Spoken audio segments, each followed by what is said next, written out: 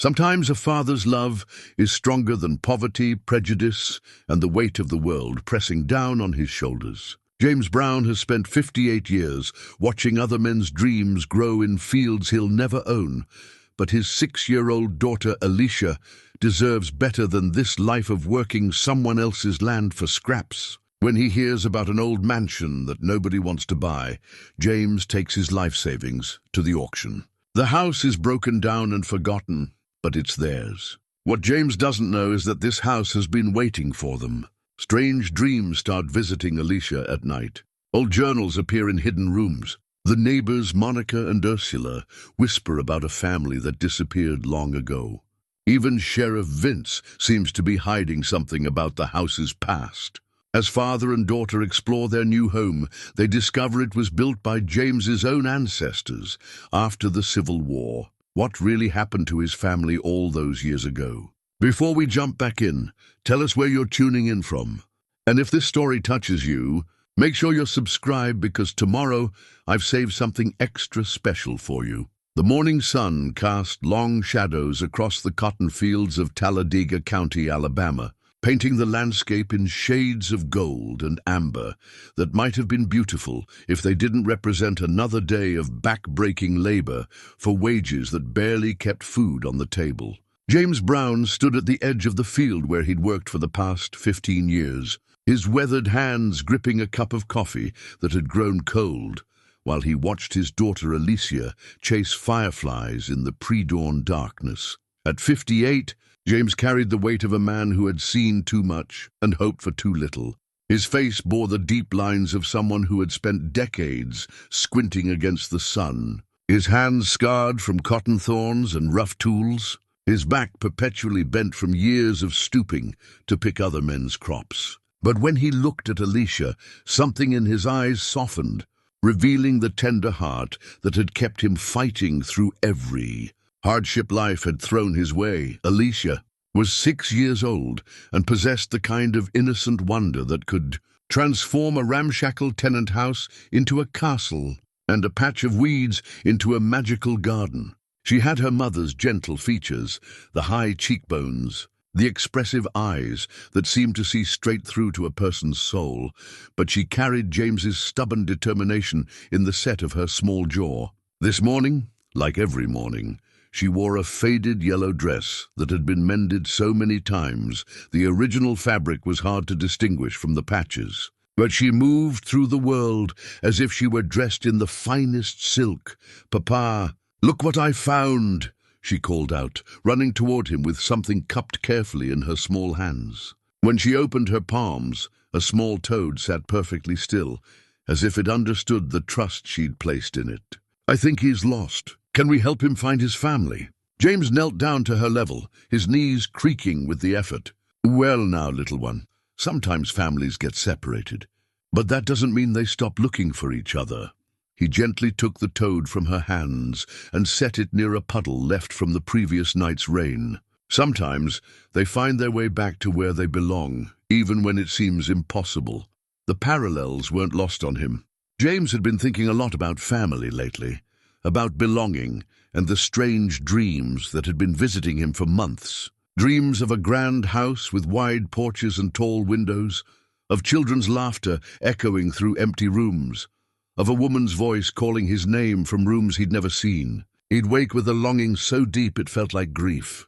Though he couldn't explain what he was grieving for, his late wife, Sarah, had passed 3 years ago from pneumonia that had started as a simple cold, but grew worse in their drafty, poorly heated cabin. The local doctor, the one who treated colored folks, had done what he could with limited supplies and outdated medicines. But it hadn't been enough. James still talked to her sometimes in the quiet moments before dawn, asking her guidance about raising Alicia, about whether he was doing right by their daughter. "You remember what Mama used to say about dreams?" James asked Alicia as they walked back toward the cabin. "That they're God's way of showing us what's possible," Alicia recited, her small hand clasped firmly in his large, calloused one. "That's right, baby girl. And what have you been dreaming about lately?" Alicia was quiet for a moment, her face scrunched in concentration. Big rooms with fancy stairs, And other children, but I can't see their faces real clear. They want to show me something, but I always wake up before they can." She looked up at him with those knowing eyes. "What do you dream about, Papa?" Before James could answer, the sharp blast of a horn cut through the morning air. Mr. Whitmore's pickup truck rumbled down the dirt road, kicking up a cloud of red dust that settled on everything like a fine coating of disappointment. Harold Whitmore owned the land James worked, along with most of the other cotton fields in the county. He was a thin, sharp-featured man in his 40s who had inherited his father's land and his grandfather's attitudes about the natural order of things. "Morning, James," Whitmore called from his truck window, though his tone carried no warmth. "Need to talk to you about next season's arrangements." James felt his stomach tighten. Conversations with Whitmore about arrangements usually meant less money for more work, or worse, no work at all. "Yes, sir, Mr. Whitmore, what can I do for you?" "Well, I've been thinking about mechanizing more of the operation. Tractors and such. Won't be needing as many hands come spring." Whitmore's eyes flicked to Alicia, who had moved to stand partially behind her father's legs. "Course, I hate to see you and the little girl without means. Tell you what, I could use someone to maintain the equipment, do some general repairs around the property. Pay would be less, naturally, but it's steady work. The offer was designed to sound generous, but James recognized it for what it was. Charity with strings attached, a way to keep him dependent and grateful. The repair work would likely involve fixing things that should have been replaced years ago, using scraps and ingenuity to make do because Whitmore was too cheap to buy proper parts. "I appreciate the offer." "Mr. Whitmore, I surely do," James said carefully. "But I've been giving some thought to maybe trying something different. For Alicia's sake, you understand." Whitmore's expression hardened almost imperceptibly. "Different how?" "Well, sir, I heard tell there's going to be an auction over in Millbrook next week. Some property that could be available for a reasonable price. Thought I could take a look, see if there's opportunity for a man willing to work hard." "Millbrook?" Whitmore's laugh had no humor in it. "James, you know that's not really your kind of area. Folks over there, they have certain ways of doing things, certain expectations about who belongs where." He shifted in his seat, making the truck springs creak. "Besides, what would you know about managing property? You're a field hand and a good one, but that's different from being a landowner." The words stung because they echoed James's own doubts, the voice in his head that whispered he was reaching too high, dreaming too big. But then he felt Alicia's small hand slip into his, offering silent support, and he straightened his shoulders. "Maybe so, Mr. Whitmore. But a man's got to try to better himself, don't he? For his children's sake." After Whitmore drove away with a promise to think about things, James and Alicia walked to their cabin, 2 rooms with thin walls, a leaky roof, and a wood stove that gave more smoke than heat. The furniture was sparse. A table James had built from scrap lumber, 2 chairs he'd repaired more times than he could count, and a bed that Alicia and he shared because there wasn't room for 2, but despite its shortcomings, Alicia had made it a home. She had drawn pictures that were tacked to the walls, images of flowers and butterflies, of herself and James holding hands under a bright yellow sun. She had arranged her few possessions, a rag doll Sarah had made before she died, a collection of smooth stones she'd found, and a wooden bird James had carved for her last Christmas, with the care of a curator arranging priceless artifacts. "Papa," she said, as James prepared their breakfast of cornbread and molasses, "why did that man say we don't belong in Millbrook?" James paused, the weight of trying to explain racism to a 6-year-old settling on his shoulders like a familiar burden. "Some people, baby girl, they think certain folks should stay in certain places. They think the color of our skin means we're not as good as them, or that we don't deserve the same chances they have." "But that's silly," Alicia said matter-of-factly. "God made all of us, didn't he? Mama said God don't make mistakes. Your mama was right about that. And you're right, too. It is silly. But silly or not, it's the way things are right now. That doesn't mean they'll always be that way, though. Things change, especially when good people stand up and say they should." That afternoon, while Alicia napped, James sat on their small porch and pulled out a worn newspaper clipping he'd been carrying in his shirt pocket for a week. The auction notice was brief. Estate sale, Millbrook property, Saturday, October 13th, 1962. The property was described as a residential structure with outbuildings on approximately 5 acres. No picture, no details about the condition or history, just an address and a time. James had heard about the auction from Moses Washington, an elderly man who lived 2 farms over and seemed to know everything that happened within 50 miles. Moses had mentioned it almost offhandedly, but something in his eyes suggested there was more to the story. That old Grayson place been empty near on 20 years, Moses had said. Folks say it's got a history, if you know what I mean. But history don't scare a man who's got more future than past to worry about. The cryptic comment had stuck with James, especially the part about having more future than past. At 58, he sometimes felt like his best years were behind him, but when he looked at Alicia, he knew his most important years were still ahead. The years when she would need opportunities he'd never had, chances to become something more than circumstances had allowed him to be. That evening, as they shared their simple dinner by lamplight, Alicia was unusually quiet. She picked at her food and kept glancing toward the window as if expecting to see something there. "What's troubling you, little one?" James asked. "I had that dream again during my nap, about the big house with the fancy stairs. But this time was different." She paused, her brow furrowed in concentration. "There was a man there, an old man with kind eyes like yours, Papa. He was holding a piece of paper, and he kept trying to show it to me, but I couldn't read what it said." James felt a chill run down his spine. "What did the man look like?" "He was tall like you, but his hair was all white, and he had scars on his hands, like he'd worked hard his whole life. He smiled at me, but he looked sad too, like he was waiting for something that took a real long time to come." The description resonated with something deep in James's memory, though he couldn't place what. He'd never known his grandparents or great-grandparents. That kind of family history had been lost in the chaos of slavery and its aftermath. When families were separated and records were rarely kept for people who were considered property rather than human beings. "Did the man say anything to you?" "He tried to, but I couldn't hear the words real clear. It was like he was talking from far away or through water. But I think he was trying to tell me something important." Alicia yawned, the day's adventures catching up with her. "Papa, do you think dreams can show us real places? Places that really exist?" "I think dreams can show us all kinds of things, baby girl. Sometimes they show us what was, sometimes what might be, and sometimes what needs to be." James helped her prepare for bed, brushing her hair and listening to her prayers. "Tomorrow's Saturday. How would you like to take a ride with your old papa? Maybe go see what all the fuss is about at that auction." Alicia's face lit up with excitement. "Really? We can go see the place from my dreams?" "Well now, we don't know if it's the same place, but we can certainly find out." As James tucked Alicia into bed that night, she looked up at him with those serious eyes that seemed far too wise for her age. "Papa, whatever happens tomorrow, we'll be okay, won't we? As long as we're together." "Always, little one. As long as we're together, we can handle whatever comes our way."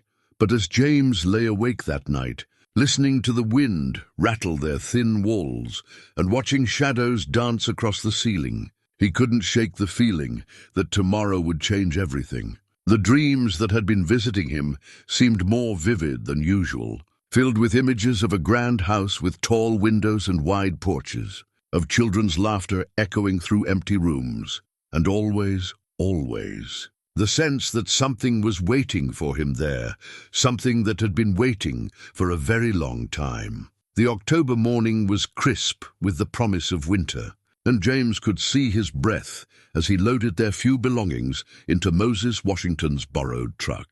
Moses had agreed to drive them to Millbrook, partly out of friendship and partly, James suspected, out of curiosity about what would happen when a black man showed up to bid on property in a town that hadn't seen integration come easy. Alicia sat between the two men, her small hands folded carefully in her lap, but her eyes bright with anticipation. She wore her best dress, a blue one with tiny flowers that Sarah had sewn 2 summers ago, and James had slicked his hair back with the last of his pomade. If they were going to make this leap, they would do it with dignity. "You sure about this, James?"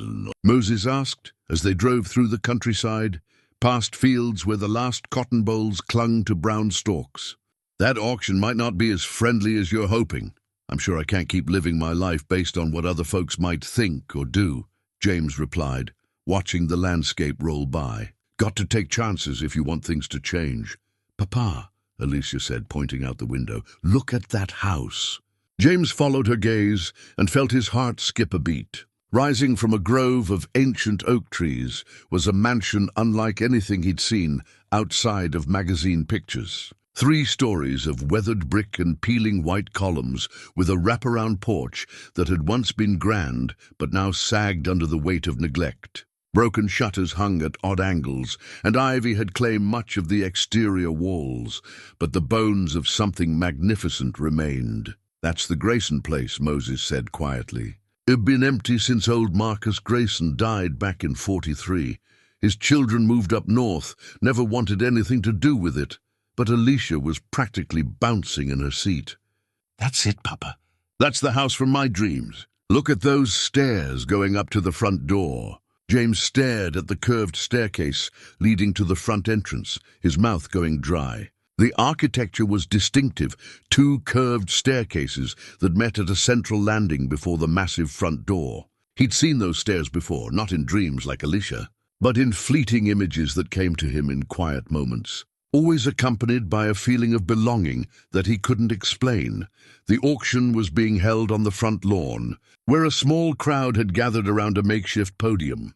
James noticed immediately that he and Alicia were the only black faces in the crowd, and the conversations quieted when they approached. But Moses had been right about one thing. The audience was smaller than James had expected. Perhaps the property's condition or its isolation had discouraged serious buyers. The auctioneer, a thin man in a rumpled suit, looked surprised when James signed in to bid. But he handed over a paddle with professional courtesy. "You understand this is an ass's sale?" he asked. "No warranties, no guarantees about the condition of the structures or the land." "I understand," James said, his voice steady despite the nervous flutter in his stomach. As they waited for the auction to begin, James noticed 2 women watching them with obvious curiosity. One was about his age, with graying hair pulled back in a neat bun, and kind eyes that seemed to hold secrets. The other was younger, perhaps in her 30s, with the nervous energy of someone who had something to say but wasn't sure how to say it. "You folks thinking about bidding?" the older woman asked, approaching them with a smile that seemed genuinely warm. "Yes, ma'am," James replied, removing his hat. "James Brown, and this is my daughter Alicia." "Monica Hartwell," she said, extending her hand without hesitation. "And this is Ursula Jenkins. We live in town." She knelt down to Alicia's level. "And what do you think about this old house, sweetheart?" "It's beautiful," Alicia said without hesitation. "It's just like the house in my dreams, except in my dreams it's all fixed up and there are children playing in the yard." Monica and Ursula exchanged a meaningful look that didn't escape James's notice. "Dreams, you say?" Monica asked gently. "What kind of dreams?" Before Alicia could answer, the auctioneer called for attention. "Ladies and gentlemen, we're here today to sell the former Grayson property, house, outbuildings, and approximately 5 acres of land. As you can see, the property requires significant renovation, but the bones are solid. We'll start the bidding at $500. James felt his heart sink. $500 was more than he made in a year of sharecropping. But as the auctioneer waited for opening bids, the crowd remained silent. Seconds ticked by, and the auctioneer's professional smile began to look strained. "Do I hear 500? How about 400? Still nothing. 300. James raised his paddle, his hand trembling slightly. "I'll bid 300. The auctioneer looked relieved. "Thank you, sir. I have $300. "Do I hear 350? The silence stretched uncomfortably. A few people in the crowd whispered to each other, but no other paddles were raised. James began to realize that the auction wasn't competitive. It was a formality to dispose of a property nobody wanted. Going once at $300, the auctioneer called. Going twice at $300. He paused, scanning the crowd hopefully. Sold to the gentleman for $300. James felt the world tilt slightly. $300. Exactly what he had saved over the past 5 years, every penny he could spare from their meager income. It was supposed to be Alicia's education fund, her ticket to a better life than sharecropping could provide. Instead, he had just spent it on a crumbling mansion that might fall down around their ears. But as he looked at Alicia's face, radiant with joy and excitement, he felt a certainty settle in his chest. This was right. Somehow, despite all logic and reason, this was exactly what they were supposed to do. Papa, we did it. We bought the house from my dreams. Alicia hugged his waist, practically vibrating with happiness. Monica approached them as the crowd began to disperse. Congratulations, Mr. Brown. I have to say, I'm glad to see the old place going to someone who might actually live in it. Ma'am, can I ask you something? James said. You and your friend there, you seem to know something about this property. Is there anything I should be aware of? Monica was quiet for a moment, studying his face. The Graysons weren't the first family to live in that house, she said finally. It has a longer history than most folks around here care to remember. But history isn't always a bad thing, Mr. Brown. Sometimes it's just been waiting for the right person to pay attention to it. As they completed the paperwork and James handed over his life savings, the auctioneer pulled out a manila envelope. Almost forgot, this came with the property. Found it in the courthouse files when we were researching the title. Inside the envelope was an aged document that made James's hands shake as he read it. It was a deed of ownership, dated 1867, for the same property they had just purchased. But the name on the deed wasn't Grayson, it was Ezekiel Brown. Papa, Alicia whispered, reading over his shoulder with the careful precision of a child, just learning to sound out words. That's our name. Moses whistled low under his breath. Well, I'll be damned. Pardon my language, little miss. James stared at the document, his mind reeling. Ezekiel Brown, could that be his great-great-grandfather? He'd never known the names of his ancestors beyond his own grandfather, and even those memories were hazy childhood recollections of stories told around kitchen tables. Mr. Brown. Monica was watching him carefully. Are you all right? This name, Ezekiel Brown. Do you know anything about him? Monica and Ursula exchanged another one of their meaningful looks. Some, Monica said carefully. Perhaps we should talk more after you've had a chance to settle in. The house has been empty a long time. It'll need some work before it's livable. But Alicia was already walking toward the mansion, drawn by something James couldn't see. She climbed the curved staircase with confidence, as if she'd done it 1,000 times before, and stood on the wide front porch with her arms spread wide. Can you hear them, Papa? She called back to him. Hear what, little one? The children laughing. They're so happy we're finally home.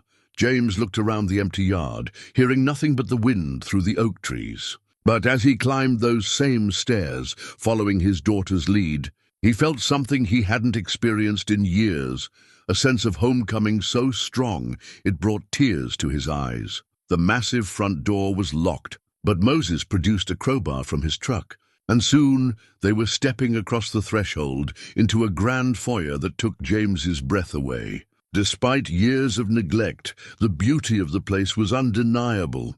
A sweeping staircase curved upward to the second floor, and though the wallpaper was peeling and water stains marked the ceiling, the craftsmanship was exquisite. Oh, Papa, Alicia breathed, her voice echoing in the empty space. It's even more beautiful than in my dreams. As they explored the first floor, parlors and sitting rooms, a dining room with a chandelier that had seen better days, a kitchen that would need complete renovation, James felt the weight of what he'd done settling on his shoulders. This wasn't just a house.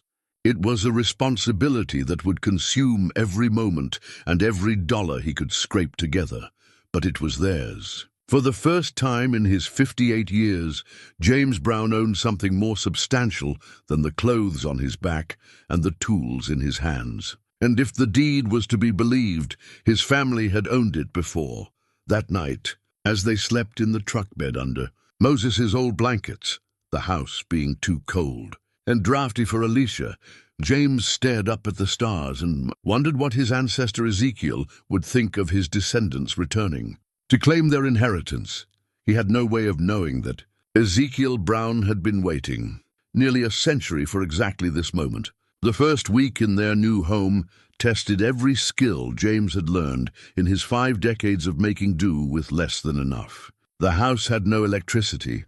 The lines had been cut years ago when the Grayson children stopped paying the bills. The plumbing existed, but hadn't worked since the Truman administration, and the October nights were cold enough to see their breath inside the grand parlor. But James had spent his life solving problems with ingenuity and determination, and this was no different. He fashioned oil lamps from mason jars and old wicks, built a fire pit in the kitchen hearth that hadn't seen flame in 20 years, and strung a rope and pulley system to draw water from the well behind the house. It wasn't comfort, but it was shelter, and it was theirs. Alicia adapted to their circumstances with the resilience of childhood, treating each challenge as an adventure. She helped James carry wood for the fires, learned to pump water from the old well, and explored every room in the house with the thoroughness of an archaeologist. It was during one of these explorations that she made their first significant discovery. "Papa, come look at this," she called from somewhere on the second floor. James found her in what had once been a child's bedroom, kneeling beside an old wooden chest that had been hidden under a moth-eaten blanket. The chest was beautifully crafted from dark walnut, with brass hinges that, despite their age, still functioned smoothly. "It was just sitting here, like it was waiting for me," Alicia said, her eyes bright with excitement. "Can we open it?" Inside, wrapped in oiled cloth that had protected them from decades of humidity and neglect, they found a collection of children's toys and personal items. But it was the wooden horse that caught James's attention, a small, intricately carved toy with E.B. Jr. carved into its base. "Ezekiel Brown, Jr.," James murmured, turning the horse over in his hands. The craftsmanship was exquisite, the kind of detail that spoke of love and patience. This wasn't a store-bought toy, but something carved by hand, probably by a father for his son. "It's beautiful, Papa," Alicia said, gently taking the horse from him. "Do you think the little boy who played with this lived in this room?" "I think he might have," James said, looking around the room with new eyes. Despite the decay and neglect, he could imagine it as it once was. Walls painted in cheerful colors, sunlight streaming through clean windows, a child's laughter filling the air. That evening, as they sat by the fire in the kitchen, the only room they'd managed to make truly warm, James found himself thinking about family in ways he never had before. He'd always known his lineage was lost, that slavery had scattered his ancestors like leaves in the wind. But here was evidence that at least some of his family had not only survived, but thrived enough to own land and build this magnificent house. Their quiet contemplation was interrupted by a knock at the front door. James tensed. Visitors after dark were rarely good news, especially for a black man living alone with his daughter in a white community. But when he opened the door, he found Monica Hartwell standing on the porch, holding a covered basket that smelled of fresh bread and something savory. "I hope I'm not intruding," she said, her smile warm but her eyes serious. "I thought you and Alicia might be hungry, and I wanted to talk to you about the house." James invited her in, grateful for both the food and the company. Monica moved through the rooms with familiarity, as if she'd been there before, and she didn't seem surprised by the conditions or their makeshift arrangements. "You knew this place before the Graysons, didn't you?" James asked as they settled in the kitchen, Alicia already digging into the warm cornbread Monica had brought. Monica was quiet for a long moment, watching the fire dance in the hearth. "My grandmother worked for the Brown family," she said finally. "She used to tell me stories about this house when it was in its glory, about the family that built it and the children who played in these rooms. What happened to them?" "That's a complicated story, Mr. Brown. One that might be better told when we have more time and fewer ears." She glanced meaningfully at Alicia, who was pretending not to listen while she played with the wooden horse. But I will say this, the Brown family were good people. They helped others when it was dangerous to do so, and they paid a price for their kindness. This house has been waiting a long time for the right family to call it home again. After Monica left, promising to return soon with more stories and practical help, James and Alicia prepared for bed in the room they'd chosen to share, the former master bedroom, which had a fireplace and windows facing east to catch the morning sun. As James tucked Alicia in, she looked up at him with those serious eyes. "Papa, I've been having more dreams about the children who used to live here." "What kind of dreams?" "Happy ones, mostly. They want to show me things, secret places in the house, games they used to play. But sometimes they seem sad, like they're missing someone." She hugged the wooden horse close to her chest. "I think they've been lonely." James felt a chill that had nothing to do with the October air seeping through the old windows. "Are these dreams scary, little one? Do they frighten you?" "Oh no, Papa. They're not scary at all. The children are nice. They want us to be happy here." Alicia yawned, the day's adventures catching up with her. "I think they're family somehow, like cousins we've never met but who love us anyway." That night, James lay awake, listening to the sounds of the old house settling around them, creaking floors, sighing timbers, the whisper of wind through gaps in the walls that needed to be sealed before winter set in earnest. But underneath those familiar sounds of an aging structure, he heard something else, footsteps soft and quick, like children running through empty rooms. He told himself it was his imagination, that old houses made strange noises, that fatigue and stress were playing tricks on his mind. But part of him, the part that had always believed in things that couldn't be easily explained, wondered if Alicia was right about the house not being as empty as it appeared. The next morning brought their first real challenge. James woke to find water dripping through the ceiling of their bedroom, the result of a loose slate on the roof that had shifted during the night's wind. He spent the morning on a borrowed ladder, trying to secure the slate without falling and breaking his neck in the process. While he worked, Alicia played in the yard, and he could hear her chattering away, as if she were carrying on conversations with invisible playmates. When he climbed down for a break, he found her sitting under one of the great oak trees, apparently teaching the wooden horse to jump over small obstacles she'd constructed from twigs and stones. "Who were you talking to out here, little one?" he asked. "The other children. They're showing me their favorite spots in the yard. There used to be a swing hanging from this tree." She pointed to a thick branch overhead. "And a garden over there where they grew vegetables." James looked where she pointed, and for just a moment he could almost see it. A well-tended garden. Children's voices carried on the autumn breeze. The shadow of a rope swing swaying from the ancient oak. But when he blinked, there was only overgrown grass and the rustle of dead leaves. "Alicia," he said gently, "I want you to be careful about these games with imaginary friends. Sometimes when we're in a new place, our minds can play tricks on us." But even as he said the words, James found himself hoping they weren't true. Because if Alicia was right, if the house truly held the spirits of his ancestors, then maybe they weren't as alone as he'd feared. Maybe they had come home to family after all, even if that family existed in ways he didn't fully understand.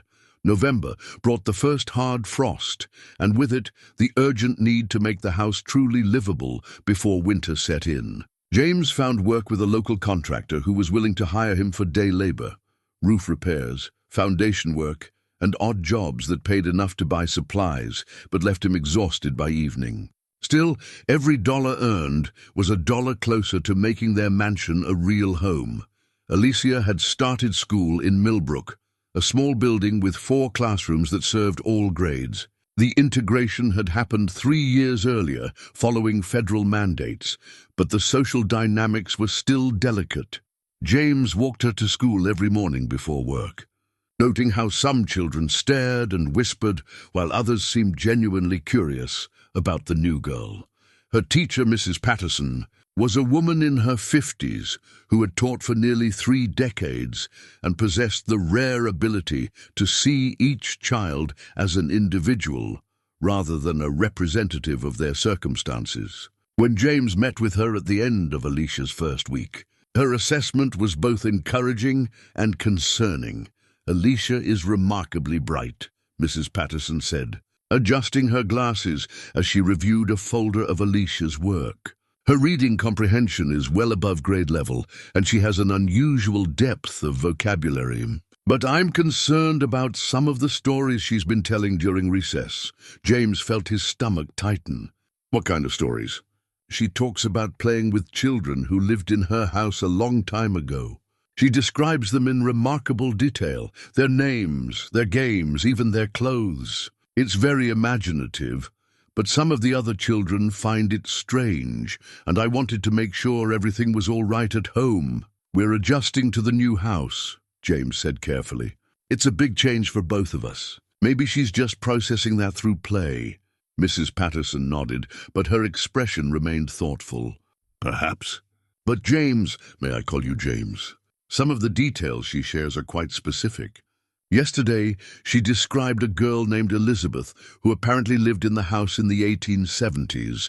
She knew things about the period that aren't taught at her grade level." That evening, James sat with Alicia as she worked on her arithmetic homework at the kitchen table they'd salvaged from the servants' quarters. The room was warmer now. He'd managed to seal most of the gaps in the walls and repair the worst of the roof leaks. "Alicia, your teacher mentioned that you've been telling stories about children who used to live in this house." She looked up from her numbers, pencil poised over the paper. "They're not stories, Papa. They're my friends. Can you tell me about these friends?" Alicia set down her pencil and folded her hands the way she'd been taught to do when discussing serious matters. "There's Elizabeth. She's about my age, and she has the prettiest dresses. And there's Samuel, who's a little older and likes to show me where they used to hide things. And baby Thomas, who mostly just giggles and claps his hands." The specificity of the names sent a chill down James's spine. "What do they tell you about living here?" "Lots of things. Elizabeth showed me where she used to keep her special treasures." Alicia stood up and walked to a cabinet that James had assumed was empty. She reached behind it and pulled out a small wooden box that he'd never seen before. "She said I could have this." Inside the box was a collection of pressed flowers, their colors faded but still recognizable: violets, daisies, wild roses. Each flower was carefully labeled in a child's careful handwriting with names and dates from the 1870s. "Where did you find this, Alicia?" "Elizabeth showed me. She said her mama taught her how to press flowers, and she wanted to show me too.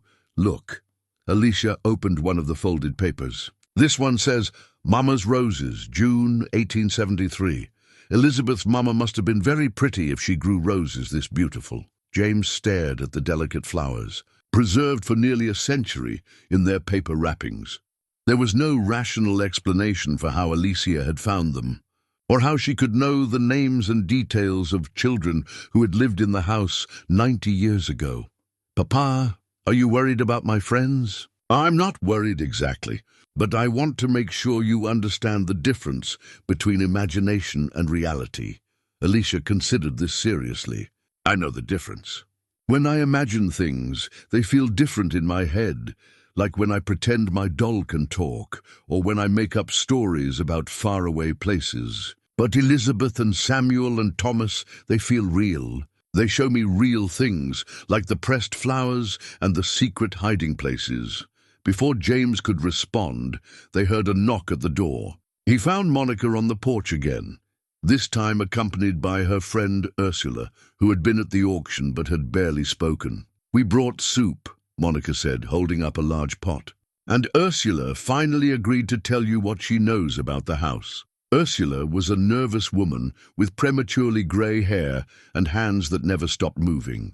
She fidgeted with her purse strap as they settled in the kitchen, accepting coffee from James with a grateful nod. "My family lived here in Millbrook during the time when the Browns owned this house," Ursula began, her voice barely above a whisper. "My great-grandfather was involved in what happened to them," What exactly happened to them? James asked. Ursula looked at Monica, who nodded encouragingly. It was after the war, when Reconstruction was supposed to give freed slaves a chance at real freedom. Ezekiel Brown was one of the few who managed to buy land and build something substantial. This house, it wasn't just a home. It was a symbol that black people could succeed, could become prosperous. That shouldn't have been a threat to anyone, James said. But it was, Monica interjected. Ezekiel didn't just build a house. He helped other freed slaves find work, learn to read, establish themselves. Some white folks in the county saw that as dangerous. Ursula's hands twisted her purse strap tighter. There were threats, anonymous letters, incidents of vandalism. My great-grandfather was part of a group that wanted to discourage such uppity behavior among the colored population. What happened to the Brown family? One night in the winter of 1878, they just disappeared. All of them. Ezekiel, his wife Rebecca, their 3 children Elizabeth, Samuel, and baby Thomas. Ursula's voice broke slightly. The house was left exactly as it was, as if they'd just stepped out for an evening walk and never came back. James felt the room grow cold, despite the fire crackling in the hearth. Elizabeth, Samuel, and Thomas, he repeated slowly, looking at Alicia, who had gone very still. The official story was that they'd moved north, sold the property to the Graysons, and left in the middle of the night.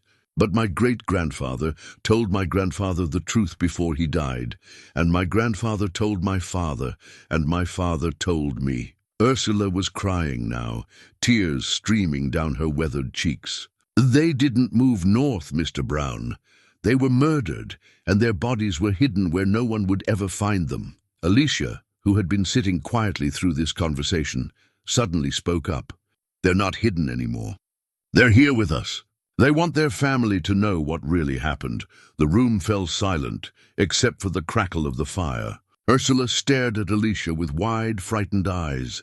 Child, Monica said gently, what do you mean they're here with you? Elizabeth, Samuel, and Thomas. They've been trying to tell their story for a long time, but nobody could hear them before. They're not scary or sad anymore, though. They're happy because we came back. Because we're family. James reached over and took Alicia's small hand in his. You sure about this, little one? Are you sure they're not just in your imagination? I'm sure, Papa. Elizabeth wants to show you something. She says it's time for you to see what really happened so you can help them rest properly. Show me what? Alicia stood up and walked to the fireplace, running her small fingers along the stones of the hearth. She says there's a loose stone here, and behind it is something her papa hid the night before they died. James knelt beside her, examining the stones. One about 3 feet from the floor seemed slightly different from the others, newer mortar a slightly different color. When he pressed against it, it shifted. Working carefully, he managed to pry the stone loose. Behind it was a small cavity, and inside that cavity was an oilcloth package that had been protected from moisture and time. With trembling hands, James unwrapped the package. Inside were documents, deeds, letters, and what appeared to be a journal. The handwriting was careful and precise, the words still legible after nearly a century. On the first page, in faded but clear script, were the words, "For my descendants, should they ever return to claim what was stolen from us, may they succeed where we failed, and may justice finally be served." Ezekiel Brown, December 1878. As James read those words aloud, he felt the presence of his ancestors as clearly as if they were standing in the room with him. The house suddenly felt less empty, less lonely. It felt like coming home to a family that had been waiting nearly 100 years for someone to hear their story and set things right. The journal changed everything. James spent the next week reading and rereading Ezekiel Brown's careful account of the months leading up to his family's disappearance. The entries revealed a man who had known he was living on borrowed time, who had documented every threat, every act of intimidation, every warning that came in the night. November 15th, 1878. Another letter pushed under our door. Same threats as before. Rebecca wants to take the children and go to her sister in Philadelphia. I tell her we cannot run from what is right. This land is ours by law and by sweat. If we flee, what message does that send to others who dream of freedom? November 28th, 1878. They burned crosses on the Washingtons' property last night. Moses Washington came to warn me that we might be next. I've hidden our important papers and what gold we have. If something happens to us, perhaps someday our children's children will return to claim what was stolen. December 10th, 1878. Sheriff Vince made his position clear today. Said he couldn't guarantee our safety if we insisted on causing trouble by helping other colored folks learn to read and write. The irony is not lost on me that the man sworn to protect us is the one making the threats. That last entry made James's blood run cold. Sheriff Vince, the same name as the current sheriff who had seemed uncomfortable during their first meeting. The realization that the families responsible for his ancestors' murder might still be in positions of power in Millbrook sent a chill through him that had nothing to do with the December wind. Rattling the windows, Alicia had been quiet since the night they'd found the journal, spending long hours in deep conversation with her invisible friends. When James asked what they talked about, she would only say that Elizabeth, Samuel, and Thomas were helping her understand important things about their family. They're not ready to rest yet. "Papa," she told him one evening as they sat by the fire, "they say there's more you need to know before they can be peaceful." "What kind of things?" "About the people who hurt them. About why it's important that we stay here and tell the truth about what happened." James had been wrestling with exactly that question. Part of him wanted to pack up their few belongings and leave Millbrook, to find somewhere safer where the past couldn't reach them. But every time he considered it, he thought about Ezekiel Brown's words about not running from what was right. His internal conflict was interrupted by a knock at the door, not the gentle rap of Monica's visits, but a sharp, authoritative sound that made James's heart race. He found Sheriff Vincent Carmichael on his porch, a tall man in his 50s with pale eyes and the kind of smile that never reached them. "Evening. Mr. Brown, thought I'd stop by to see how you folks are settling in." "We're doing fine, thank you, Sheriff. Good to hear." "Mind if I come in?" "Few things I wanted to discuss with you." James had little choice but to invite him inside. Sheriff Carmichael moved through the rooms with the confidence of someone who had been there before, his eyes taking in their modest improvements with apparent amusement. "Quite a project you've taken on here," he said, settling uninvited in one of the kitchen chairs. "This old place has quite a history, you know. So I've been learning. I imagine you have. Word gets around in a small town when folks start asking questions about the past." The sheriff's tone remained conversational, but James could hear the warning underneath. "Sometimes it's better to let sleeping dogs lie, if you know what I mean." "I'm not sure I do know what you mean, Sheriff." "Well, this house has been empty a long time. Previous owners, they had some troubles. Accidents happen when people get too curious about things that don't concern them." Sheriff Carmichael leaned back in his chair, his hand resting casually near his service weapon. "Wouldn't want to see history repeat itself." Before James could respond, Alicia appeared in the doorway, the wooden horse clutched in her small hands. She looked at the sheriff with those serious eyes that seemed to see more than they should. "You have the same mean eyes as the other sheriff," she said matter-of-factly. "The one who hurt Elizabeth's family." Sheriff Carmichael went very still. "Mabisi tishu." "What did you say, little girl?" "Elizabeth told me about him." "Sheriff Vince, who pretended to protect people but really hurt them. She says you look just like him." "Alicia," James said quickly, "why don't you go upstairs and play?" But Alicia wasn't finished. "She says to tell you that the truth always comes out eventually, that secrets don't stay buried forever." The sheriff stood up abruptly, his chair scraping against the floor. "Mr. Brown, I suggest you teach your daughter not to repeat wild stories. This community values peace and quiet, and we don't take kindly to troublemakers." After he left, James sat Alicia down for a serious conversation. "Little one, you cannot say things like that to people, especially not to the sheriff. It could be dangerous for us, but Elizabeth wanted me to tell him. She says he needs to know that we know the truth. The truth isn't always safe to tell, Alicia. Sometimes keeping quiet is the smartest thing to do. Is that what your great-great-grandfather should have done? Kept quiet and let bad people win? The question hit James like a physical blow. Out of the mouths of babes came wisdom that adults spent lifetimes learning to ignore. Ezekiel Brown could have kept quiet, could have focused on his own prosperity and ignored the struggles of others. Instead, he had chosen to stand up for what was right, even knowing it might cost him everything. The next morning brought an unexpected visitor. James opened the door to find a man in his 30s, wearing a suit that marked him as someone from outside Millbrook. He introduced himself as Robert Hayes, a researcher from the Alabama Historical Commission who had heard about James's discovery of the house's original ownership.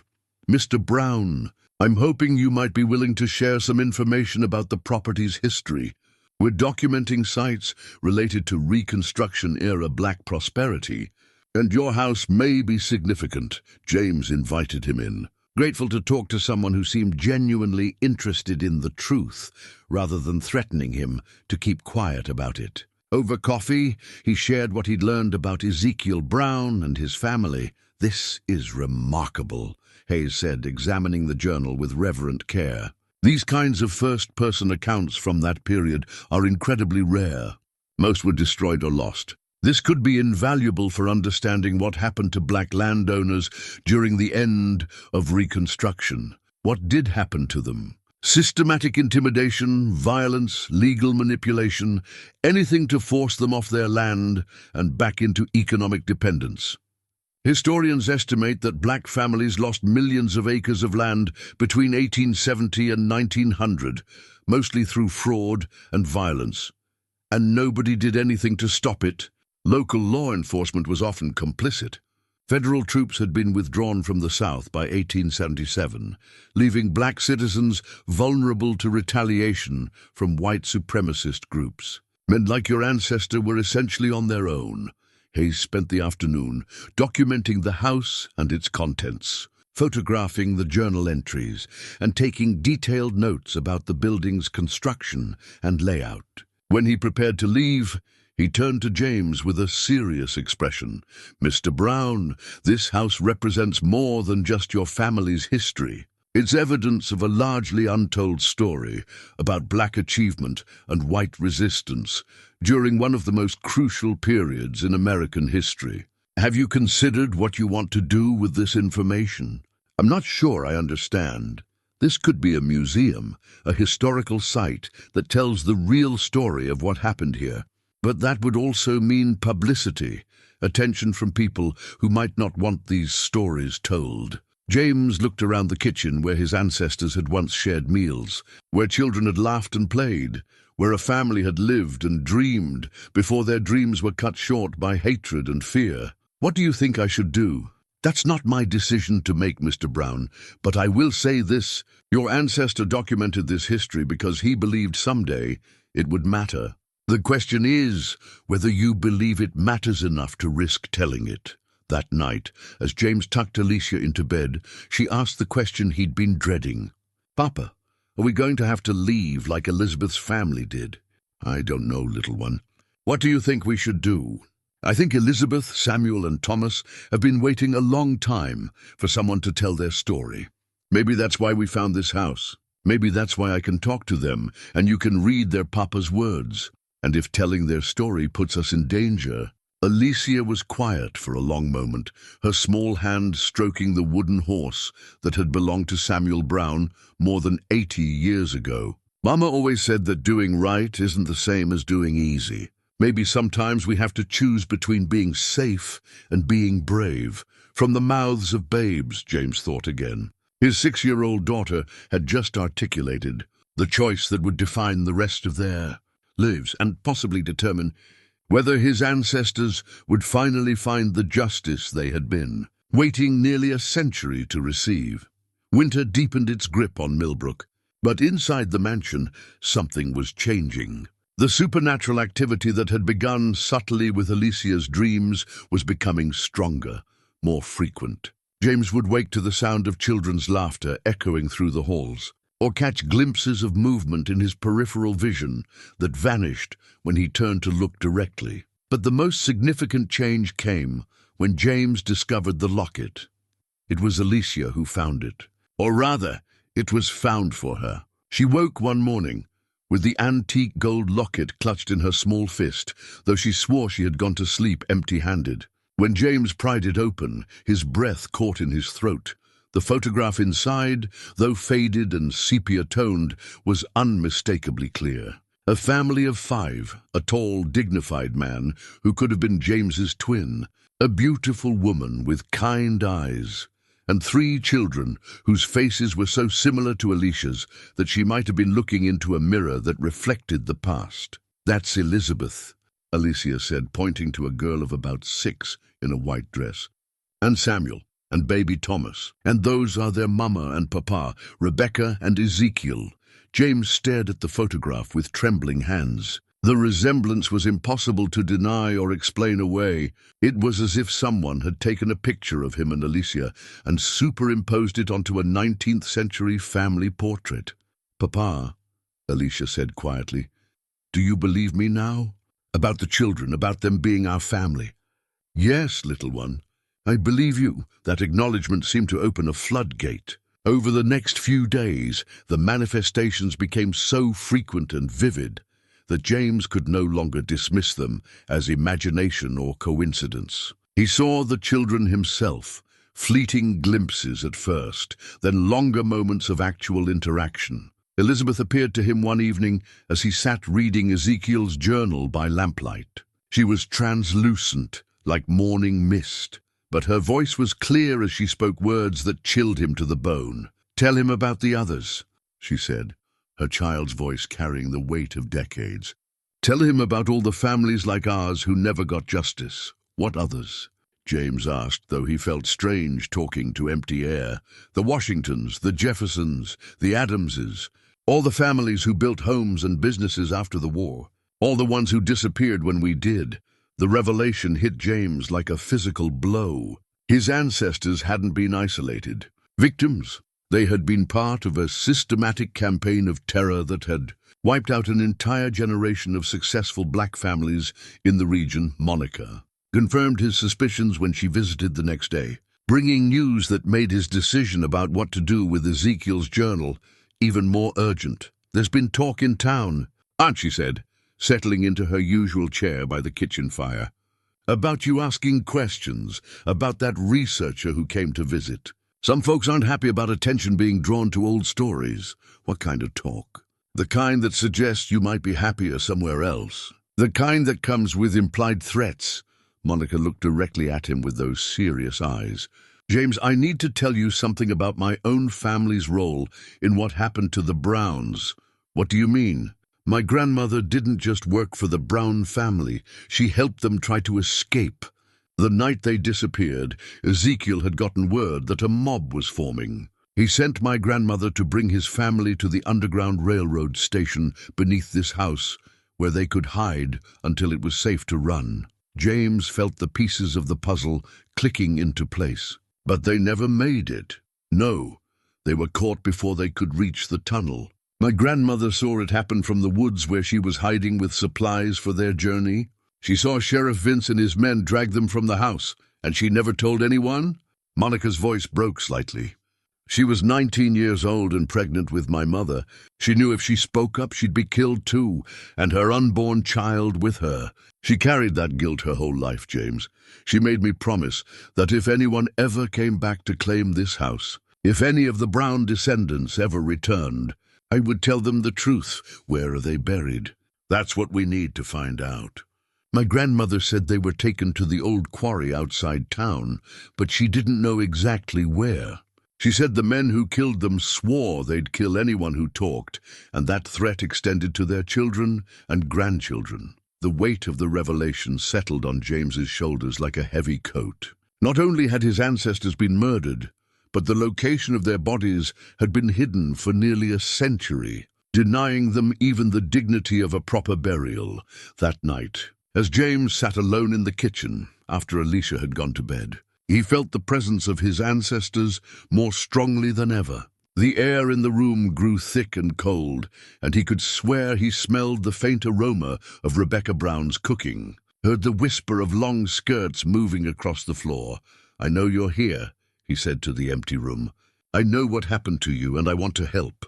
But I don't know how." The response came not in words, but in images, flashes of memory that weren't his own, but felt as real as his own experiences. He saw Ezekiel Brown writing frantically in his journal by candlelight, hiding documents in the walls, preparing for a danger he knew was coming. He saw Rebecca Brown packing a small bag with her most precious possessions, her hands shaking as she tried to wake the children without frightening them.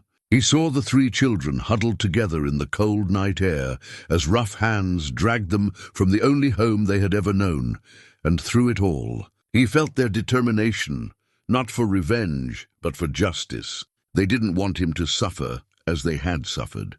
They wanted him to succeed where they had failed. The next morning brought an unexpected visitor. Ursula Jenkins stood on the porch in the pre-dawn darkness, her face streaked with tears and her hands clutching a manila envelope. "I can't keep quiet anymore," she said without preamble. "I've been carrying this burden my whole life, and I can't take it to my grave." Inside the envelope were documents that made James's heart race: deeds, transfer papers, and most importantly, a crude map drawn in faded pencil, showing the location of what appeared to be an unmarked grave site. "My great-grandfather drew this before he died," Ursula said, her voice barely above a whisper. "He told my grandfather where they put the bodies, made him promise to remember in case someday it mattered. It's been passed down through 3 generations of my family, and every one of us has been too afraid to do anything about it." "Why now?" James asked. "Why are you telling me this now?" "Because I saw her," Ursula said, her eyes wide with fear and wonder. "Last night, I saw a little girl in my bedroom, clear as day. She looked just like the child in that photograph you found, and she told me it was time to tell the truth. She said her family had waited long enough." James looked at the map, his heart pounding as he realized what it meant. This wasn't just about justice for his ancestors anymore. It was about healing a wound that had festered in the community for nearly a century. The secrets had poisoned relationships, perpetuated fear, and allowed injustice to echo through generations. "What happens if we use this map?" he asked. "What happens if we find them?" "Then maybe they can finally rest," Ursula said. "And maybe this town can finally heal from what it did to them." But as James studied the faded pencil lines that might lead to his ancestors' final resting place, he knew that the path to justice would be more dangerous than anything he had faced in his 58 years. Because the same families who had covered up the murders were still in power, still willing to protect their secrets with violence if necessary. The question was whether he had the courage to walk that path, knowing it might cost him everything, including the daughter who had already sacrificed so much for their dream of a better life. The truth revealed itself in a hidden room that Alicia had been trying to show James for weeks. "Papa, please," she insisted one morning after breakfast, tugging on his hand. "Elizabeth says it's important. She says you need to see what's behind the bookshelf in the library."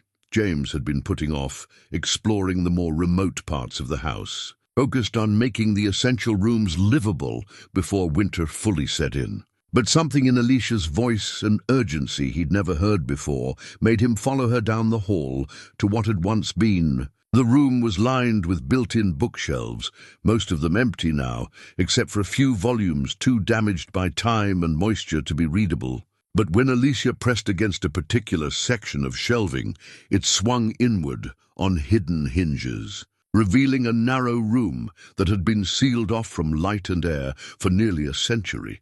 The smell hit him first, the musty odor of old cloth and dried leather. Then, as his eyes adjusted to the lamplight, James saw what his ancestors had hidden in their final desperate hours. The room was a shrine to violence, a carefully preserved record of the terror campaign that had driven the Brown family from their home. On a small table sat a stack of threatening letters, their language so vile that James felt sick reading them. Pinned to the walls were newspaper clippings about other uppity black families who had met with mysterious accidents or sudden disappearances. And in the center of it all, displayed like a trophy, was a Confederate flag, stained dark with what could only be blood. But it was the journal beside the flag that made James's hands shake as he opened it. This wasn't Ezekiel's careful record of threats and intimidation. This was a different kind of documentation altogether. The handwriting was crude, the spelling poor, but the meaning was unmistakably clear. It was a record kept by someone who had participated in the murders, someone who had written down the details as if he were proud of what he had done. December 15th, 1878. Got word that the brown nigger is planning to run north with his family. Sheriff Vince says we can't let that happen. Can't have word getting out about what we've been doing to keep them in their place. Going to handle it tonight, December 16th, 1878. It's done. Took the whole family out to the quarry like we planned. Sheriff Vince put 2 bullets in the old man's head, made the woman watch before he killed her too. The children cried something fierce, but they quiet now. Buried them deep where nobody gonna find them. December 17th, 1878. Burned most of their things, but kept some as reminders. Sheriff says we tell everyone they move north in the night. Anyone asks questions, they might have an accident too. James's vision blurred with rage as he read entry after entry detailing not just the murder of his ancestors, but the systematic killing of at least a dozen other black families in the county. The journal was signed with a name that made his blood run cold. Jeremiah Carmichael, the same last name as the current sheriff. Papa, what does it say? Alicia asked, though from her expression James suspected she already knew. It says your friends were murdered, little one. It says they were killed by evil men who didn't want black families to be successful or free. I know, she said sadly. Elizabeth told me. She said they were buried where nobody would look for them, and that the men who killed them made sure nobody would ever talk about it. James sank into a chair that had somehow survived the decades, the weight of the discovery crushing down on him. This wasn't just about his family anymore. It was about a coordinated campaign of terrorism that had wiped out an entire generation of black progress in the county. And the families responsible were still in power, still protecting their secrets. Alicia, he said carefully, we can't tell anyone about this room. Not yet, it's too dangerous. But Elizabeth says the truth needs to come out. She says that's the only way they can rest. The truth will come out, baby girl. But we have to be smart about how we do it. These are the same families that hurt our ancestors. They might try to hurt us too if they know what we found. That afternoon, while Alicia napped, James made a difficult decision. He carefully photographed every page of the murderer's journal, every threatening letter, every piece of evidence in that hidden room. Then he sealed the photographs in an envelope and wrote a letter to Robert Hayes at the Alabama Historical Commission. If something happened to him and Alicia, at least the truth would survive. His precautions proved prescient when Sheriff Carmichael appeared at their door that evening. No longer making any pretense of friendliness, Mr. Brown. We need to talk. About what, Sheriff? About you stirring up trouble with old stories and outside agitators. About you filling your daughter's head with wild tales that are upsetting the good people of this community. James stepped onto the porch, pulling the door closed behind him to keep Alicia from hearing. I haven't been stirring up anything, Sheriff. Just trying to learn about my family's history. Your family's history is that they were troublemakers who got what troublemakers get. And if you're not careful, history has a way of repeating itself. The threat was clear. But Sheriff Carmichael wasn't finished. I've been patient with you because I understand how it feels to want to know about your people. But patience has limits, Mr. Brown. This community has been peaceful for 80 years because everyone understands their place and stays in it. You start disrupting that peace, and there will be consequences. Are you threatening me, Sheriff? I'm warning you. There's a difference, but not much of one. He leaned closer, his voice dropping to a whisper. My great-grandfather helped build the peace we have in this town. He did what was necessary to maintain order, and I'm prepared to do the same. You understand me? After the sheriff left, James sat on the porch for a long time, watching the sun set over the fields his ancestors had once owned. The magnitude of what they were facing was becoming clear. This wasn't just about finding justice for a family murdered nearly a century ago. It was about confronting a legacy of violence and terror that continued to shape the community. When he went back inside, he found Alicia standing in the hallway, her face pale but determined. I heard what the mean sheriff said. "Papa, you were supposed to be napping." Elizabeth woke me up. She said it was important that I listen. Alicia moved closer to him, her small hand slipping into his large one. "She says they're not going to stop us. She says her papa tried to be careful too, tried to avoid trouble, but trouble found him anyway." "What else did Elizabeth tell you?" "That being careful didn't save her family, but maybe being brave will save ours." That night, James made another discovery that changed everything. While searching through the documents in the hidden room, looking for anything he might have missed, he found a small leather pouch tucked behind the threatening letters. Inside were documents that made his heart race, deeds and land patents, that showed the Brown family had owned not just the 5 acres where the house sat, but nearly 200 acres throughout the county. Land that had been illegally seized after their murder and distributed to the same families who had killed them. The Carmichael family had gotten the largest share. As James studied the documents by lamplight, he realized that the murders hadn't been just about racial hatred. They had been about greed. The Brown family had been killed for their land, and their deaths had enriched the very people who were now trying to silence him. "Papa?" Alicia appeared in the doorway, her nightgown ghostly in the lamplight.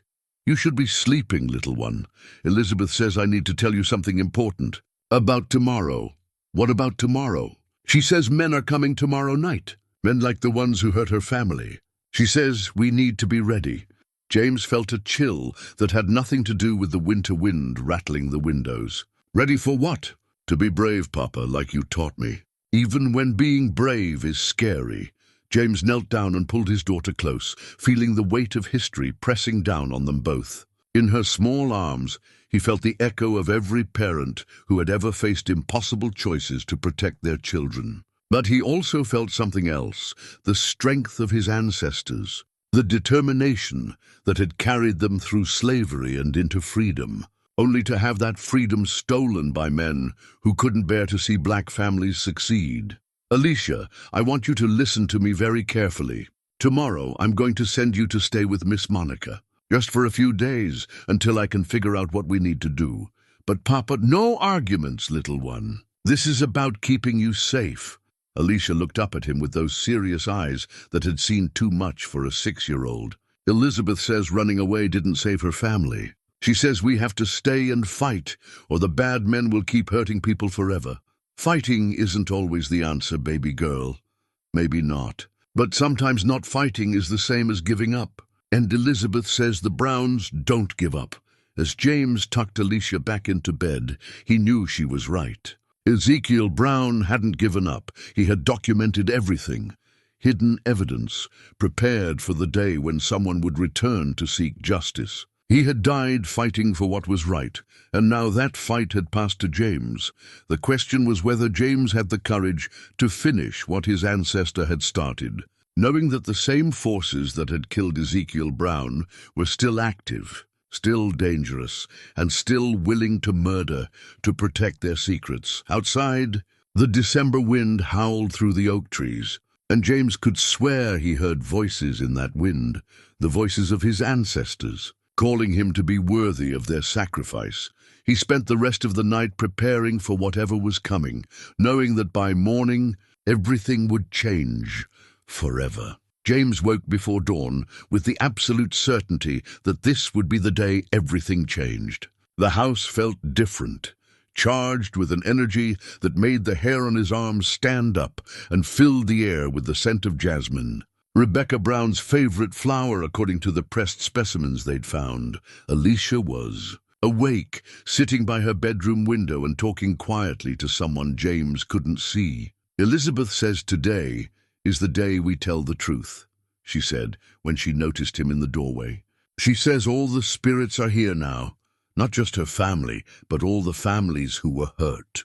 They're ready to help us, James dressed quickly and made breakfast with hands that trembled slightly from anticipation rather than fear. He had made his choice during the long, sleepless hours of the night. He would not run as others had been forced to run. He would not let his daughter grow up in a world where evil triumphed because good people were too afraid to stand against it. After breakfast, he walked Alicia to Monica's house, carrying a small suitcase with her belongings and the original deed that proved their right to the property. "I want you to stay here until I come get you," he told her as Monica welcomed. Then both with worried eyes, "Papa, I should stay with you. Elizabeth says—" "Elizabeth is a little girl who's been dead for 80 years, James said gently but firmly. "You're a little girl who's very much alive, and I intend to keep you that way. You stay with Miss Monica, and you don't come home until I say it's safe." Monica pulled James aside while Alicia settled in with a book. "What are you planning to do?" "What I should have done weeks ago. I'm going to tell the truth about what happened to my family. And I'm going to make sure everyone knows it. James, that could get you killed. Maybe. But staying quiet will definitely get me killed. Maybe not today, maybe not tomorrow, but eventually. These people can't let me live with what I know." Monica studied his face for a long moment, then nodded slowly. "What do you need me to do?"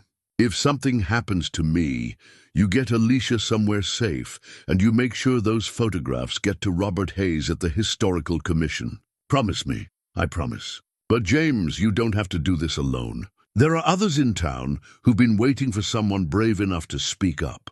"What do you mean?" "The descendants of some of the other murdered families. We've found each other over the years, shared stories, passed down memories. We've all been waiting for someone to make the first move."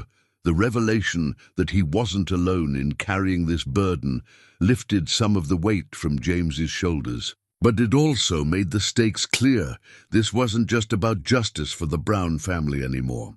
It was about healing an entire community from wounds that had festered for nearly a century. James spent the morning in the mansion, preparing for what might be his final hours in the house his ancestors had built.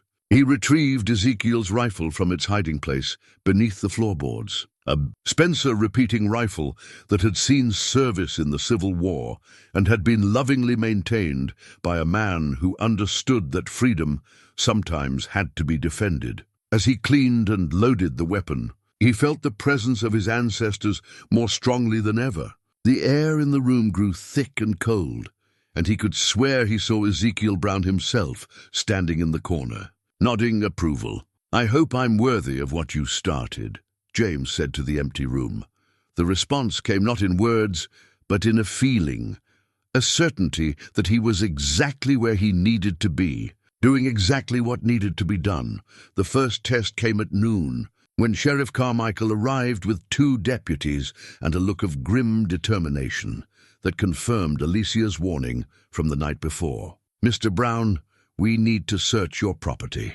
We've had reports of suspicious activity." "What kind of suspicious activity?" "The kind that suggests you might be harboring stolen goods or illegal weapons." "Step aside, please." James didn't move from the doorway. "You have a warrant for this search, Sheriff." "Don't need one for abandoned property." "And far as I'm concerned, this place has been abandoned for 80 years. Then you'd be wrong. I have the deed right here, properly registered and legal. This is my property, and you're not welcome on it without proper authorization." Sheriff Carmichael's face flushed red with anger. "Mr. Brown, you're interfering with a police investigation. That's a crime in Alabama. So is murder, Sheriff. So is conspiracy to commit murder. So is covering up crimes for nearly a century." The words hung in the air between them like a challenge. James watched recognition dawn in the sheriff's eyes. The understanding that James knew not just about the Brown family murders, but about the sheriff's family's role in them. "I don't know what wild stories you've been listening to," Carmichael said slowly, "but I'd be very careful about repeating unfounded accusations against law-abiding citizens." "Would you?" "Because I've got documented evidence that says your great-grandfather was anything but law-abiding." The sheriff took a step back, his hand moving instinctively toward his weapon. "Evidence can disappear, Mr. Brown. Accidents happen. Houses burn down. People get lost in the woods and never come back, like the Brown family got lost. Exactly like the Brown family got lost. The threat was explicit now. The pretense of civility dropped completely. James felt a strange calm settle over him, the peace that came with absolute clarity about what had to be done. "Sheriff, I've got something you should see before you decide to make any more threats." Against his better judgment, Carmichael followed James into the house, the two deputies flanking them with hands on their weapons. James led them to the hidden room, where the evidence of their ancestors' crimes waited in the darkness. When he lit the lamp and the truth became visible, Sheriff Carmichael went very pale. "Where did you find this?" "Right where your great-grandfather's victims hid it. Right where they knew someday someone would come looking for answers." The sheriff stared at the blood-stained Confederate flag, at the journal with his ancestors' names signed to every atrocious entry, at the evidence that would destroy not just his family's reputation, but their freedom if it ever became public. "This doesn't prove anything," he said. But his voice lacked conviction. "It proves everything. Murder, conspiracy, theft of land, intimidation, cover-up. And Sheriff, I'm not the only one who's seen it. That was a bluff, but it worked." Carmichael's eyes went wide with panic. "What do you want?" "Justice. For my family and all the other families your people murdered. I want the truth told, the victims properly buried, and the stolen land returned to the rightful heirs. And if I refuse, then tomorrow morning, copies of every document in this room go to the FBI, the Alabama Historical Commission, and the newspapers. Your family's legacy becomes exactly what it should be, a cautionary tale about the price of hatred." James watched the sheriff struggle with the impossible choice: admit to his family's crimes and face the consequences, or escalate the violence and risk exposure of even worse crimes. "You're asking me to destroy my family's name. I'm giving you a chance to do what's right, something your great-grandfather never did." Sheriff Carmichael was quiet for a long moment, studying the evidence that condemned 4 generations of his family. When he finally spoke, his voice was hard as flint. "You've made a serious mistake, Mr. Brown. You think being right will protect you, but you're wrong about that. Dead wrong." The sheriff turned and walked out of the hidden room, his deputies following. But at the front door, he paused and looked back at James with eyes full of promise. "Tonight, Mr. Brown, tonight you'll understand why some secrets stay buried."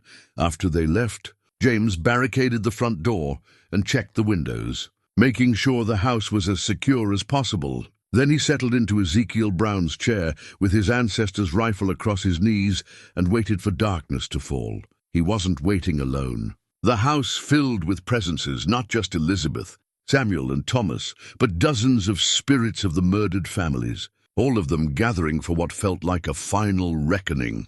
As the sun set behind the oak trees, James understood that this night would end either with justice finally served or with his own death adding to the list of victims. But either way, the silence that had protected the guilty for nearly a century was about to be broken forever. The Browns had come home, and they weren't leaving again.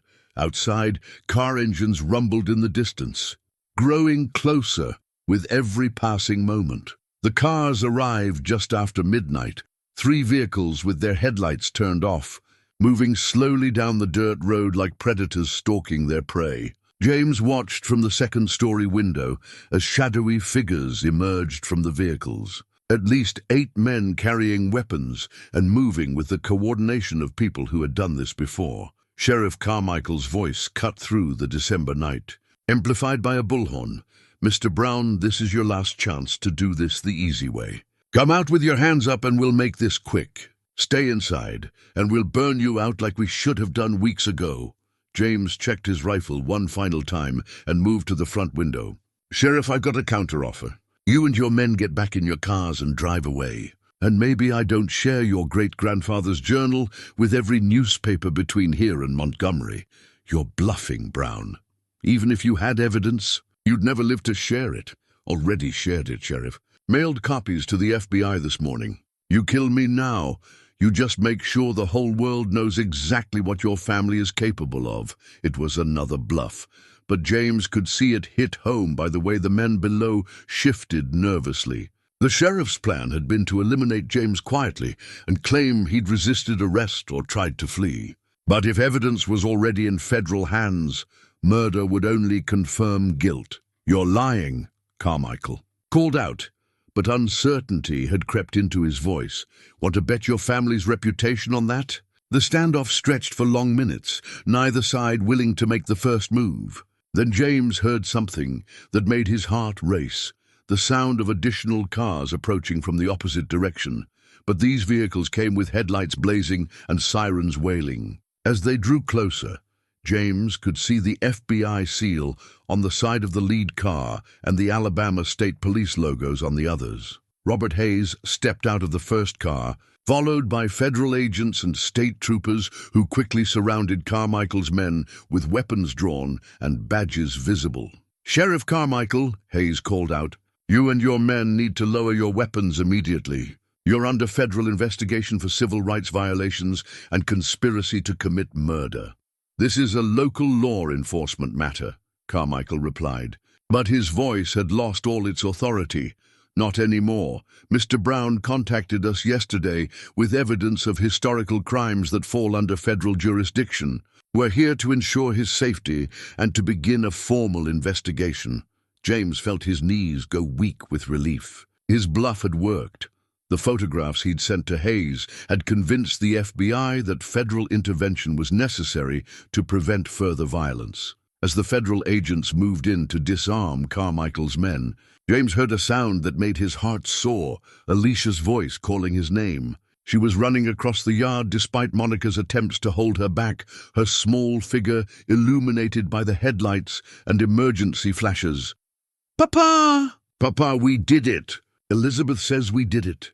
James rushed down the stairs and threw open the front door, catching Alicia in his arms as she launched herself at him. Behind her came Monica, followed by a dozen other people James didn't recognize, black families from across the county, all of them carrying photographs, documents, and memories of relatives who had disappeared during the same period as the Browns.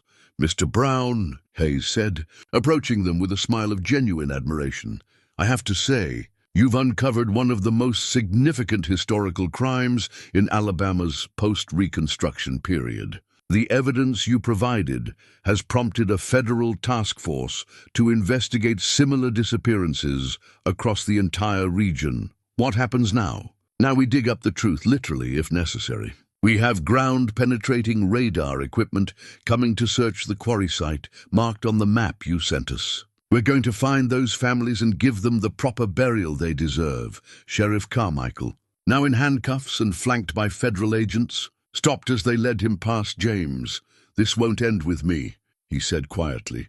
"There are others who'll never let this stand." "Maybe," James replied, "but they'll have to face the truth now. No more secrets, no more cover-ups. The dead deserve better than silence." As the sheriff was loaded into a federal transport vehicle, James felt a presence beside him, warm, comforting, and familiar. He turned to see Alicia smiling up at something only she could see. "Elizabeth says thank you, Papa. She says her family can finally rest, now that everyone knows what really happened." "Are they leaving us?" "Not leaving. Just not hurting anymore. They'll always be here. But now they're happy instead of sad." James looked up at the mansion that had brought them to this moment, the house that had waited nearly a century for the right person to unlock its secrets and speak for the voiceless. In the windows, he could swear he saw faces looking down at them, generations of his family. Finally at peace, the long night was ending, and with the dawn would come justice at last. Dawn brought revelation in the form of ground-penetrating radar and a team of forensic anthropologists who confirmed what James had known in his heart. The quarry held the remains of not just the Brown family, but at least 14 other individuals from the same historical period. Standing at the edge of the excavation site 3 days later, James watched as careful hands uncovered bones that had been hidden for nearly a century. Each discovery was treated with reverence, each skeleton photographed and documented with the respect that had been denied them in death. Mr. Brown, Dr. Sarah Mitchell, The lead forensic anthropologist approached him with a small wooden object in her gloved hands. "We found this with the remains of the children. I thought you should be the one to identify it." James's breath caught as he recognized the carved wooden horse that matched the one Alicia had been carrying for weeks. The initials SB were carved into its base. Samuel Brown, the boy who had played with this toy more than 80 years before. "We found the adults first," Dr. Mitchell continued gently. "A man and woman, both with evidence of gunshot wounds to the head. The children were buried separately, deeper. They died of exposure and dehydration, probably over several days." The clinical details hit James like physical blows. His ancestors hadn't just been murdered. They had been tortured, their children left to die slowly in the darkness of a quarry pit. "How long?" he managed to ask. Based on the evidence, the children survived at least 3 days after their parents were killed. They huddled together for warmth, tried to care for each other. The oldest child, probably Samuel based on the size, covered the smaller ones with his own clothes. James closed his eyes, overwhelmed by grief for ancestors he'd never known, but felt connected to through blood and shared struggle. When he opened them again, Alicia was standing beside him, her small hand slipping into his. "They're not suffering anymore, Papa. Elizabeth says they're just happy to finally be found." The recovery process took a week, and during that time, the story broke nationwide. Reporters came from as far away as New York and Los Angeles to cover what newspapers were calling the Millbrook murders, a systematic campaign of terrorism that had erased an entire generation of successful black families from Alabama history. The evidence was overwhelming. In addition to Jeremiah Carmichael's detailed journal, investigators found similar records in the homes of other conspirators' descendants. Bank records showed how the stolen land had been distributed among the perpetrators' families. Even grave markers were discovered, crude stones hidden in family. Cemeteries that commemorated the successful removal of the Negro. Problem: Sheriff Vincent Carmichael was charged with conspiracy to cover up federal crimes and intimidation of witnesses. More significantly, the FBI announced that similar investigations would be launched in 6 other southern states where preliminary evidence suggested coordinated campaigns of violence against successful black families. But the most important moment came on a crisp January morning when James, Alicia, and dozens of descendants of the murdered families gathered at the newly created Millbrook Memorial Cemetery. The bodies had been properly prepared and placed in simple but dignified coffins. Each family had a section with individual headstones listing names, dates, and accomplishments that had been erased from official records but preserved in family memories and hidden documents. James stood before the headstone that read, Ezekiel Brown, 1835-1878, Rebecca Brown, 1840-1878, Elizabeth Brown, 1867-1878, Samuel Brown, 1865-1878, Thomas Brown, 1876-1878, and felt the weight of history settling into its proper place. "Papa," Alicia whispered, "do you feel that?" "Feel what, little one?" "The happiness. They're so happy to have their names back, to have people remember them as real people instead of just scary stories." The service was conducted by pastors from both black and white churches in the county, a level of cooperation that would have been unthinkable just months before. As they spoke about justice, healing, and the importance of remembering history's victims, James felt something shift in the community around them. It wasn't immediate reconciliation. Decades of buried guilt and inherited prejudice couldn't be erased by a single ceremony. But it was a beginning, an acknowledgement that the truth was more important than comfortable lies. After the service, Robert Hayes approached James with documents that would change their lives forever. "The federal government has reviewed the land seizure records," Hayes said. "Every acre stolen from the murdered families is being returned to their descendants. Mr. Brown, you now own approximately 200 acres throughout the county, including mineral rights that were never properly transferred. James stared at the legal papers that restored his family's legacy, not just their reputation, but their property. The economic foundation that Ezekiel Brown had built through hard work and determination was being returned to his descendants, along with nearly a century of accumulated value. "What does this mean?" he asked. "It means your daughter will never want for anything. It means you have the resources to preserve this history and make sure it's never forgotten again. It means the Brown family is back where they belong." That evening, as they sat in the mansion's restored parlor, now heated by a proper furnace and lit by electric lamps, James felt the presence of his ancestors one final time. But it was different now, peaceful rather than urgent. Loving rather than desperate, justice had finally been served, and the dead could rest. 6 months later, the transformation was complete. The Brown Family Museum and Historical Site opened on a warm June morning in 1963, drawing visitors from across the South who came to learn about a story that had been hidden for nearly a century. The mansion had been restored to its original grandeur, gleaming hardwood floors, fresh paint on the walls, and period furniture that honored the family who had built it. James stood on the front porch, watching as school buses unloaded children who would learn about Reconstruction, about the price of progress, and about the importance of standing up for justice even when it seemed impossible.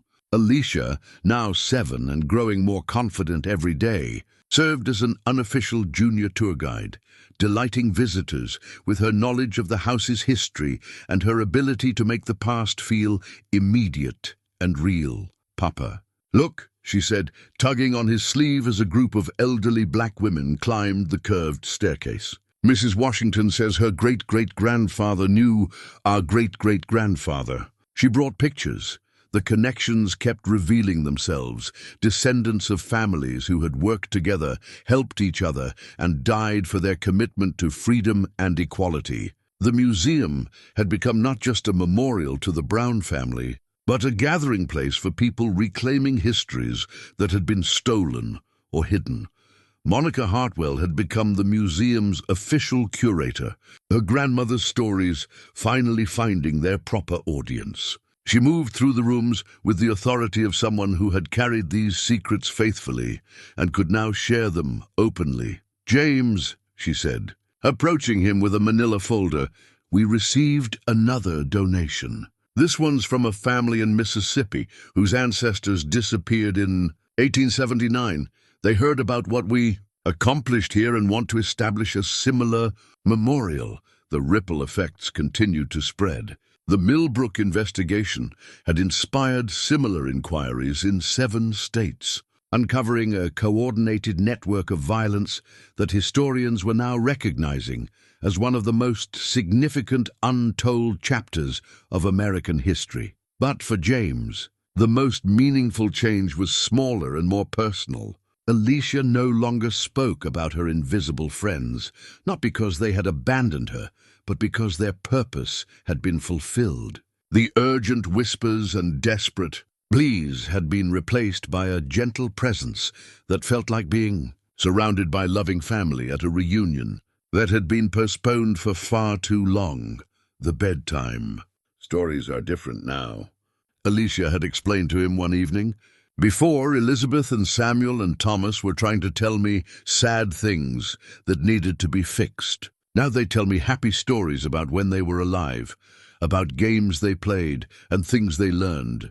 The financial settlement had provided security James had never dreamed possible. The returned land included mineral rights that had generated substantial royalties over the decades, and the federal government had added compensation for the economic losses suffered by all the affected families. Alicia would grow up with every advantage James had been denied, able to pursue any dream her considerable intelligence might inspire. More importantly, she would grow up knowing who she was and where she came from. The family tree that slavery had scattered to the winds had been painstakingly reconstructed, connecting them to cousins and relatives across the country who were now part of their extended family. On this particular morning, As James prepared for the museum's daily opening, he found an envelope that had been slipped under the front door during the night. Inside was a simple note written in a child's careful handwriting. "Thank you for bringing us home. Elizabeth, Samuel, and Thomas Brown." James smiled, recognizing Alicia's penmanship, but understanding the deeper truth the note represented. His ancestors had found their peace, their story had been told, and their legacy had been restored. The formal dedication ceremony that afternoon drew hundreds of people, including federal officials, historians, and descendants of families from across the region. But the moment that meant the most to James came when an elderly white man approached him after the speeches had ended. "Mr. Brown, I'm Harold Carmichael, Sheriff Carmichael's nephew." The man's voice was heavy with shame and determination. "I wanted to apologize for my family's actions, and to give you this." He handed James a wooden box containing documents, photographs, and personal items that had been taken from the Brown house after the murders. "These have been in my family for 80 years. My uncle made me promise to return them if the truth ever came out. I know it doesn't undo the damage, but I want you to have them back." Inside the box, James found Rebecca Brown's wedding ring, a family Bible with handwritten records going back to slavery, and photographs of the Brown children that showed them as they had lived, happy, loved, and full of promise. "Thank you," James said simply, accepting the returned treasures with hands that trembled slightly. "It takes courage to face family secrets." "My children will grow up knowing the truth," Carmichael replied. "All of it. They'll know what hatred can do, and hopefully they'll choose differently." As the sun set that evening, James and Alicia sat on the front porch swing that had been installed where the original had once hung. The oak trees rustled with a gentle wind that carried the scent of jasmine from Rebecca Brown's restored garden. "Papa," Alicia said, her head resting against his shoulder, "are you happy we came here?" "Happy doesn't begin to cover it, little one. We came here as refugees from poverty, and we've found our place in the world. We've found our family, our history, and our purpose." "What's our purpose?" James considered the question seriously. "I think it's to make sure stories like ours get told. To make sure that when bad things happen, good people don't stay quiet about them. To be brave when being brave is hard, like great-great-grandfather Ezekiel was brave." Exactly like that. As darkness fell over the mansion, lights came on in windows that had been dark for nearly a century. The Brown family was home, the truth had been told, and justice had finally been served. In the distance, James could hear children's laughter carried on the evening breeze, not the desperate voices of the past seeking justice, but the joyful sounds of the future, full of hope and possibility. The Browns had come home to stay,